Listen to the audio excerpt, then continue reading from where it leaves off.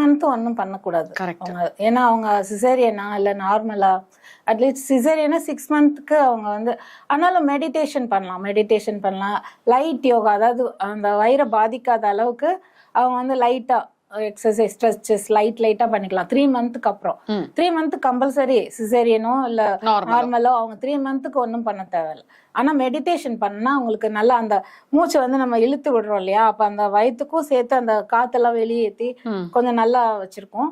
அதுக்கப்புறம் 6 months அப்புறம் compulsory நம்ம நார்மல் எல்லாரும் மாதிரியே அவங்களும் வந்துட்டு ஒர்க் அவுட் பண்ணலாம். அதான் ஜிம்முக்கு போகலாம், இல்லை அவங்களா எதனா வாக்கிங் சைக்கிளிங் ஸ்விம்மிங்லாம் ரொம்ப நல்லது. ஃபாரின்லாம் பொது ஸ்விம்மிங் பூல் நிறைய இருக்கும் பப்ளிக். இங்க எதுவுமே இல்லை, எதுவுமே மெயின்டெனன்ஸ் இல்லை, என்ன பண்றாங்கன்னே தெரியல இந்தியால. ஆனா அங்க சைக்கிள் வே தனியா இருக்கு, ஸ்விம்மிங் பூல் தனியா இருக்கு.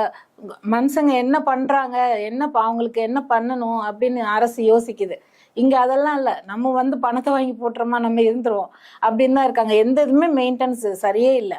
நானே ஸ்விம்மிங் பூல் போயிடுறேன், எல்லா கவர்மெண்ட் இதுன்னு சொல்லல, நான் சென்னையில எல்லா ஸ்விம்மிங் பூலும் போயிருக்கேன். எதுவுமே கரெக்டா எதுவுமே மெயின்டெனன்ஸ் இல்லை, ரொம்ப ஒஸ்ட் எதுவுமே எல்லாமே.